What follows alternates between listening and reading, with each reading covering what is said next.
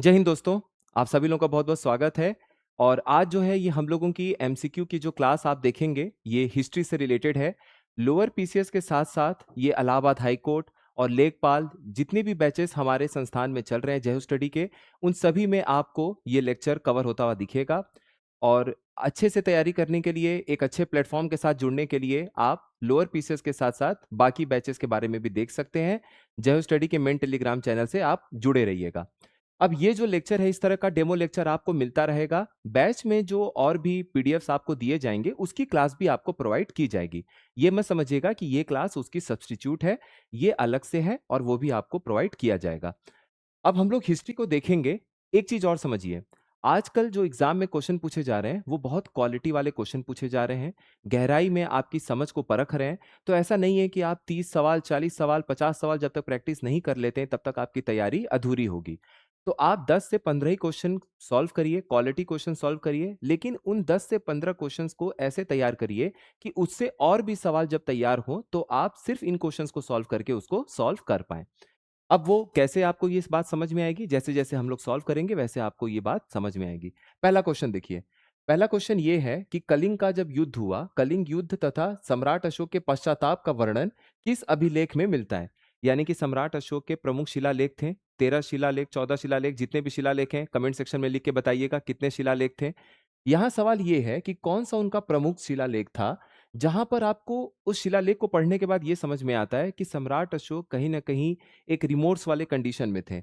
यानी कि वो एक पश्चाताप में थे कि क्यों हमने 1 लाख लोगों को मार दिया कलिंग युद्ध में, क्यों आखिर वो जीतने की तरफ बढ़े जिसमें लाखों लोगों की मृत्यु हुई। तो ये सारी चीज़ें और साथ ही साथ जो कलिंग युद्ध के बारे में आप जानते हैं, ये आपको कौन से शिलालेख के बारे में पढ़ने के बाद पता चलता है, तो वो है आपका रॉक एडिक्ट 13। ये बात याद रखिएगा, ये है आपका रॉक एडिक्ट 13। अब यहाँ पर सिर्फ़ ये जो शिलालेख 13 है, इसके बारे में जानना ही काफ़ी नहीं है। इसके पहले आप देखेंगे तो ये है आपका रॉक एडिक्ट 12। अब ये किसके बारे में है?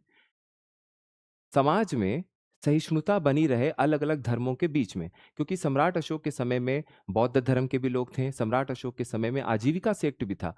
तो इन सभी के बीच में एक समन्वय स्थापित हो, रिलीजियस टॉलरेंस हो, धार्मिक सहिष्णुता हो, उस बात के लिए जो मैसेज देने की कोशिश की गई थी सम्राट अशोक के द्वारा, वो आपका था रॉक एडिक्ट 12 यानी कि प्रमुख शिलालेख 12। अब इस सवाल से आप 2 सवाल को सही कर सकते हैं। जब ये सवाल आएगा कि कलिंग युद्ध के बारे में जानकारी आपको कौन से शिलालेख से पता चलती है, तो ये आपका हो जाएगा प्रमुख शिलालेख 13। और अगर आपसे ये पूछा जाएगा कि धार्मिक सहिष्णुता को स्थापित करने की सम्राट अशोक की जो कोशिश थी, यानी कि रिलीजियस टॉलरेंस को एस्टैब्लिश करने की जो कोशिश थी सोसाइटी में, वो कौन से शिलालेख से आपको पता चलता है? वो आपको पता चलता है रॉक एडिक्ट 12 से। ये आपका आंसर हो जाएगा। अब हम लोग आगे बढ़ते हैं। अब अगले एमसीक्यू की तरफ हम बढ़ेंगे तो इसी से मिलता-जुलता एक और क्वेश्चन है। इस क्वेश्चन को दिखाने का मेन मकसद ये है कि आपको ये पता चले कि अगर इस क्वेश्चन को स्टेटमेंट के रूप में आपसे पूछा जाए, तो आप कैसे इसका आंसर देंगे। अब ये क्वेश्चन ये है कि शिलालेख जो ये 13 है, इसका महत्व किस कथन से सबसे अच्छा व्यक्त होता है? यानी कि which statement best explains the significance of rock edict 13। आपके सामने ये 4 ऑप्शन हैं। यह सम्राट अशोक के प्रशासनिक सुधारों का वर्णन करता है, तो ये गलत हो जाएगा। यह मौर्य विस्तार की शुरुआत को दर्शाता है, तो ये भी सही नहीं है। अब आप इस पे देखिए सी ऑप्शन पे, it reflects Ashoka's transformation after Kalinga war, यानी कलिंग युद्ध के बाद सम्राट अशोक के परिवर्तन को ये दर्शाता है। अब यहाँ पर इस स्टेटमेंट को ही केवल जान लेना आपके लिए काफ़ी नहीं है। क्या परिवर्तन? क्वेश्चन करिए। आंसर पे कभी-कभी क्वेश्चन करके आप नए आंसर पे जा सकते हैं। परिवर्तन का मतलब ये है, कलिंग युद्ध के पहले सम्राट अशोक चाहते थे कि वो सभी दिशाओं को जीतें युद्ध के द्वारा। तो वो दिग्विजय बनना चाहते थे युद्ध के द्वारा। लेकिन जब ये कलिंग का युद्ध हुआ, उनके अंदर बदलाव हुआ, उनके अंदर जो एक मानवीयता जगी, बहुत ही चरम सीमा की मानवीयता जगी, तो उससे सम्राट अशोक को लगा कि मुझे दिग्विजय बनना है, लेकिन युद्ध के द्वारा नहीं, धम्म के द्वारा। तो आज आप जो हिंदी में धर्म पढ़ते हैं, वो उस समय पाली में या बाकी आप भाषाओं में देखेंगे तो धम्म कहलाता था। तो जो धम्म है, वो धम्म के द्वारा सम्राट अशोक चाहते थे कि वो दिग्विजय बने। यानी अगर आप चारों दिशाओं में अपना परचम लहराना चाहते हैं तो वो धर्म के द्वारा। उसी के बाद क्या हुआ कि सम्राट अशोक ने कई सारे स्तंभ बनवाए, कई सारे जो शिला थे उनमें उन्होंने लेख लिखवाया कि आपको समाज में कैसे क्या रहना है, कैसे बेहतर तरीके से जीना है, और यही सब आप आगे उनके प्रमुख शिलालेख के रूप में भी पढ़ते हैं। तो यहाँ पर सी ऑप्शन हमारा सही हो जाएगा। ध्यान रखिएगा, कलिंग युद्ध के बाद सम्राट अशोक ने सोचा कि मुझे अब दिग्विजय बनना है, यानी कि सभी दिशाओं को जीतना है। कैसे? युद्ध के माध्यम से नहीं, धम्म के माध्यम से। अब हम लोग अगले क्वेश्चन पे बढ़ते हैं। तो आप देखें कि एक ही टॉपिक से आप दो अलग-अलग तरीके से कैसे आंसर कर सकते हैं। ये आपके सामने वही वो प्रमुख शिलालेख है। एक बड़ी सी शिला है, एक बड़ा सा चट्टान है, पत्थर है, उस पे कुछ सम्राट अशोक ने मैसेज आपके सामने देने की कोशिश की है। सम्राट अशोक के शिलालेख 13 में कलिंग युद्ध के बाद उनके पश्चाताप और युद्ध द्वारा विजय, यानी कि दिग्विजय से धम्म विजय द्वारा, यानी कि धम्म विजय की ओर परिवर्तन का वर्णन करता है। अब हम लोग चलते हैं अगले सवाल पे। अब ये भी बहुत इंपॉर्टेंट क्वेश्चन है, यूपी पीसीएस और आरओ दोनों में पूछा जा चुका है। इस क्वेश्चन को पढ़िए। रूमेनदेई पिलर इंस्क्रिप्शन जो है वो क्यों सिग्निफिकेंट है? यानी कि रूमेनदेई स्तंभ अभिलेख जो है उसका महत्व क्या है? इसका बहुत ज्यादा महत्व है। आज आप जो भी इतिहास में ये पढ़ते हैं कॉन्फिडेंस के साथ में फैक्ट के रूप में कि लुम्बिनी में महात्मा बुद्ध जी का जन्म स्थल है, यानी कि वहां पर आप ये पढ़ते हैं कि उनका जन्म हुआ था। तो ये आपको जो इंफॉर्मेशन मिलती है, ये फैक्ट आपको जो मिलता है, वो इसी रूमेनदेई वहां पर एक पिलर है। ये आपको वहां पर सम्राट अशोक ने जो उस समय लगवाया था, वहां से आपको ये चीज पता चलता है कि Rummindei pillar inscription marks the birth place of Buddha, यानी कि महात्मा बुद्ध के जन्म स्थान को यह पिलर दर्शाता है। यानी कि ये जो स्तंभ है, अभी आपने पिछले वाले क्वेश्चन में देखा कि एक बड़े से चट्टान में कुछ लिखा हुआ था, तो वो शिलालेख था। यहां पर स्तंभ है, स्तंभ के ऊपर लिखा हुआ है, तो वो स्तंभ अभिलेख हो जाएगा। अब हम लोग चलते हैं अगले सवाल पे। अब ये यहाँ देखिए, अगले सवाल से पहले ये जो रूमेनदेई है, ये आप देख सकते हैं एक बड़ा सा ये पिलर है, इसमें कुछ सम्राट अशोक ने यहाँ पे एक मैसेज दिलवाने की कोशिश की है। और जब आप इसको समझेंगे, पढ़ेंगे, जिन्होंने भी समझा उन्होंने ये बताया कि लुम्बिनी जो है वहां पर महात्मा बुद्ध जी का जन्म स्थल था। तो यह लुम्बिनी में स्थित है और महात्मा बुद्ध के जन्म स्थान की पुष्टि करता है। डायग्राम से आपके कॉन्सेप्ट को और मजबूती मिलती है, ध्यान रखिएगा। अगला सवाल देखिए। अब हम लोग उत्तर प्रदेश के भी हिस्ट्री के क्वेश्चंस को देखेंगे, और ये बहुत इंपॉर्टेंट क्वेश्चन है, थोड़ा सा नया रूप देने की कोशिश किया गया है। Which of the following mesolithic sites, ध्यान रखिएगा, ये क्वेश्चन का सबसे इंपॉर्टेंट पार्ट होता है कि ये आपका पूरा पाषाण काल, पैलियोलिथिक एज पूछ रहा है, मेसोलिथिक पूछ रहा है, नियोलिथिक पूछ रहा है। तो आपको ये ध्यान रखना है। ये बोल रहा है कि मीजोलिथिक यानी कि मध्य पाषाण कालीन स्थल उत्तर प्रदेश के प्रतापगढ़ जिले में कौन कौन सा स्थित है? तो यहाँ पर ये जो तीन महत्वपूर्ण स्थल है चार में से, सराय नाहर राय, महादहा और दमदमा, ये जो तीन स्थल हैं, ये आपके मध्य पाषाण कालीन स्थल हैं। ये उत्तर प्रदेश में प्रतापगढ़ जिले में स्थित है। और ये जो आप देख रहे हैं लंघनाज, ये लंघनाज जो है ये आपका गुजरात में स्थित है। और ये भी इंपॉर्टेंट है, कभी कभी आपको सिर्फ ऑल इंडिया के, पूरे भारतवर्ष के मध्य पाषाण कालीन स्थलों के बारे में दिया जा सकता है, और कभी कभी आपको सिर्फ उत्तर प्रदेश के जो मध्य पाषाण कालीन स्थल है उसके बारे में पूछा जा सकता है। तो इन दोनों ही क्वेश्चन को मर्ज करके एक में देके आप लोगों के सामने दो अलग अलग क्वेश्चन सॉल्व करने के बारे में बताया गया है। तो इसका सही आंसर क्या हो जाएगा? 1, 2 एंड 3। आंसर से ज्यादा आप कॉन्सेप्ट पे ज्यादा फोकस करिए कि ये अगर क्वेश्चन किसी और रूप में पूछा जाए तो वो आपका गलत नहीं होना चाहिए। अब हम लोग इसी क्वेश्चन से जुड़ा हुआ कुछ और भी चीजें देखेंगे। देखिए, अब ये सवाल बहुत इंपॉर्टेंट है। इस सवाल को आप ध्यान से जब देखेंगे, ये क्वेश्चन यूपी पीसीएस में भी पूछा जा चुका है। अब ये सवाल है कि 3 human skeletons in a single grave were recovered at which Mesolithic site, यानी कि मध्य पाषाण काल का मध्य पाषाण कालीन स्थल है। यहां पर इस स्थल में क्या हुआ कि जब ये खुदाई की गई तो यहां पर 3 इंसानों के पूर्व में कब्र में आपको नजर आया कि यहाँ पे कभी 3 इंसानों की मृत्यु हुई होगी, तो उनको यहाँ पे कब्र में इनको यहाँ पे रखा गया था। तो ये जो आप जानते हैं, ये प्रतापगढ़ जिले के दमदमा में स्थित स्थल है, वहां से आपको ये जानकारी प्राप्त होती है। तो ये इंपॉर्टेंट है, इसको ध्यान रखिएगा। अब हम लोग बढ़ते हैं। देखिए, ये सराय नहर राय का एक इमेज मिला हुआ था, ये प्रतापगढ़ जिले में है। और यहाँ पर आप ये देख रहे हैं Damdama. Damdama is famous for multiple burials including triple burial, यानी कि दमदमा से एक ही कब्र में 3 कंकाल मिलने का हमें प्रमाण मिलता है। ये बात आपको क्लियर हो गया? चलिए अब अगले क्वेश्चन की तरफ बढ़ते हैं। अब हम लोग मध्यकालीन के एक इंपॉर्टेंट क्वेश्चन को देखते हैं। अब ये सवाल देखिए क्या बोल रहा है। Who was called a slave of a slave, यानी गुलाम का गुलाम किसे कहा जाता था? गुलाम का गुलाम, यानी यहां पे कोई रहे होंगे राजा। ये क्लियर हो गया आपको? यहां पे कोई राजा रहे होंगे। उसके बाद यहां कोई राजा रहे होंगे। उसके बाद यहाँ कोई राजा रहे होंगे। अब यहाँ पे इनका ये है गुलाम। ये क्लियर हो गया आप लोगों को? ये मान लीजिए इनका कोई है गुलाम, और ठीक उसके बाद इनका भी कोई है ये गुलाम। तो आपसे सवाल ये पूछा जा रहा है कि ये जो राजा हैं, ये जो रहे होंगे दिल्ली सल्तनत समय में, ये कौन है? क्योंकि ये हैं गुलाम के गुलाम। तो देखिए, ये है मोहम्मद गोरी। मोहम्मद गोरी के जो गुलाम हुए वो थे कुतुबुद्दीन ऐबक, और कुतुबुद्दीन ऐबक के जो गुलाम हुए वो थे इल्तुतमिश। तो यहाँ पर जो सही सवाल आपका उत्तर होगा, इस क्वेश्चन का सही आंसर होगा, वो हो जाएगा इल्तुतमिश। ये बात ध्यान रखिएगा। तो मोहम्मद गोरी के गुलाम थे कुतुबुद्दीन ऐबक, कुतुबुद्दीन ऐबक के गुलाम थे इल्तुतमिश, और इल्तुतमिश को ही रियल फाउंडर माना जाता है दिल्ली सल्तनत का।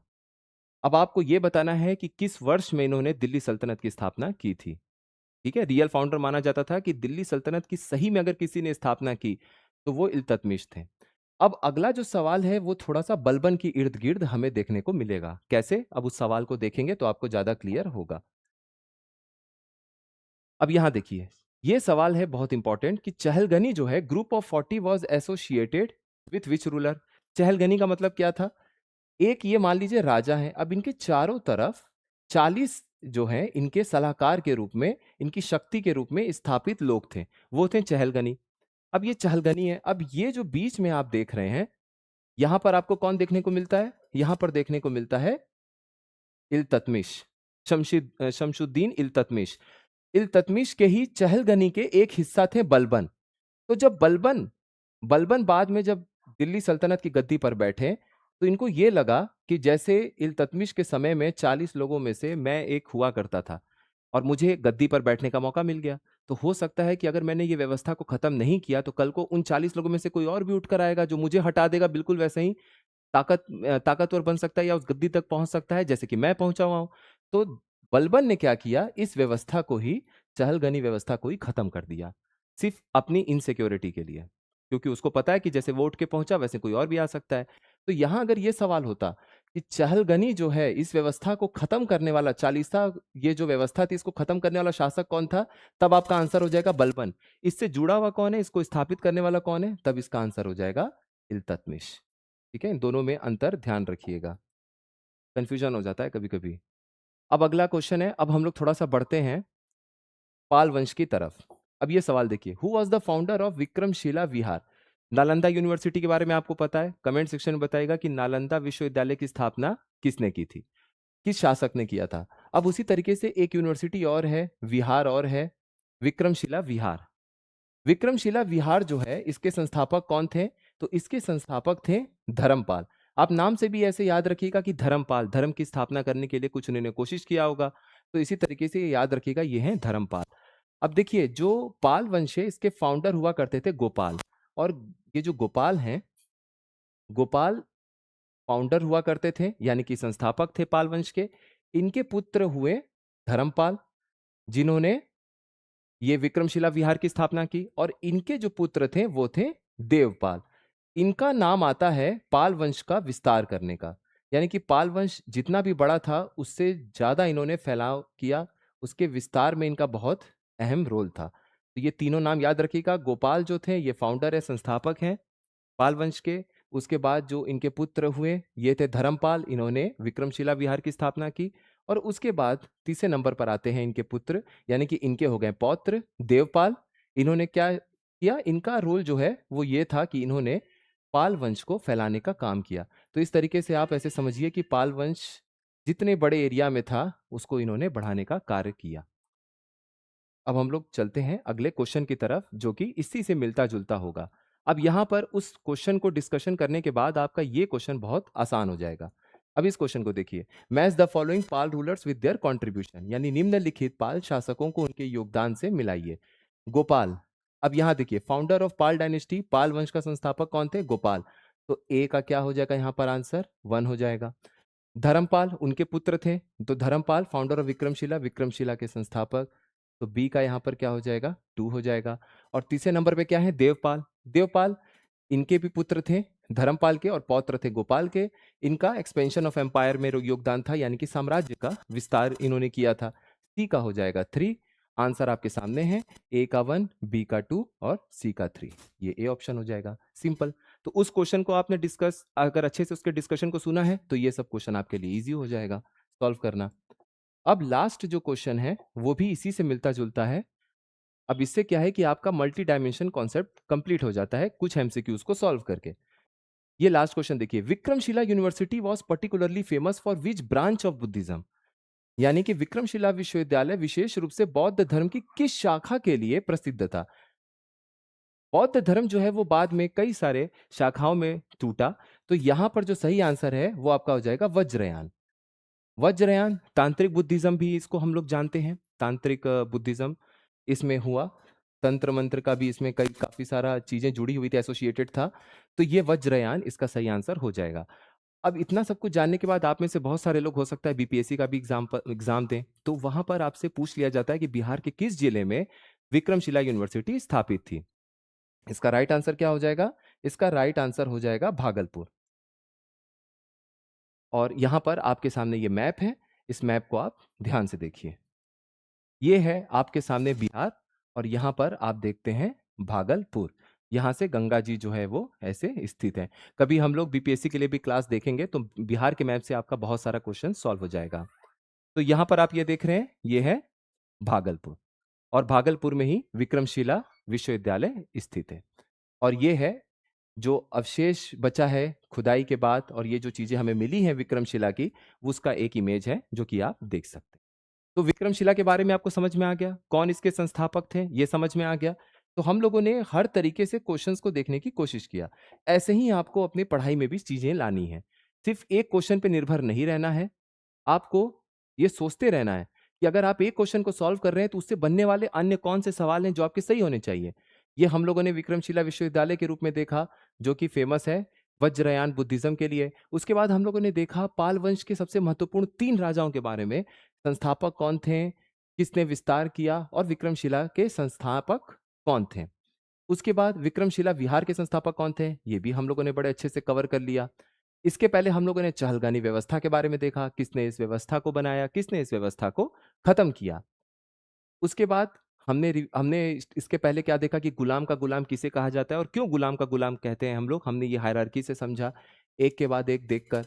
उसके बाद हमने उत्तर प्रदेश के भी इतिहास को थोड़ा सा देखा और देखा कि कई सारे हमें कब्र मिले जिसमें आपको कंकाल, नर कंकाल देखने को मिला। लेकिन एक ऐसा कब्र था जहां पे 3 नर कंकाल, 3 इंसानों के कंकाल एक साथ आपको उस कब्र में देखने को मिला। वो क्वेश्चन बन गया यूपीपीसीएस का और इसका आंसर क्या होगा?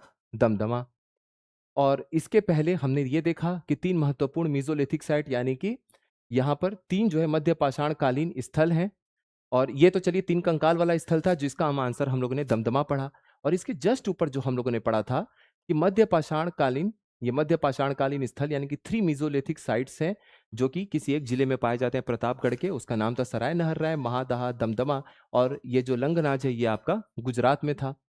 और ये हम लोगों ने रूमेनदेई पिलर इंस्क्रिप्शन देखा, जिससे हमें ये पता चला इस पिलर को पढ़ने और समझने के बाद कि महात्मा बुद्ध जी का जो जन्म स्थान था वो आपका लुम्बिनी था।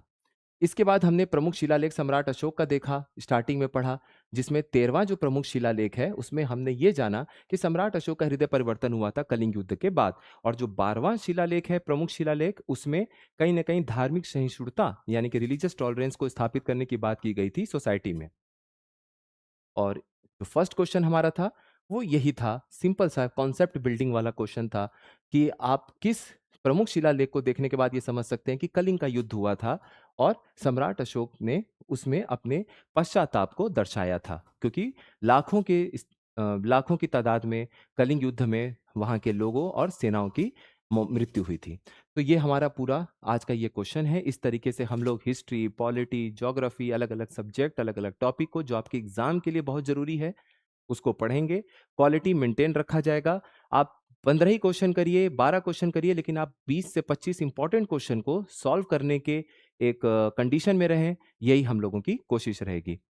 लेखपाल के लिए, इलाहाबाद हाईकोर्ट आरओ के लिए, लोअर पीसीएस के लिए और वनडे एग्जाम्स के लिए जो भी बैचेस चल रहे हैं वहां से आप जुड़ के क्वालिटी तैयारी अपनी कर सकते हैं।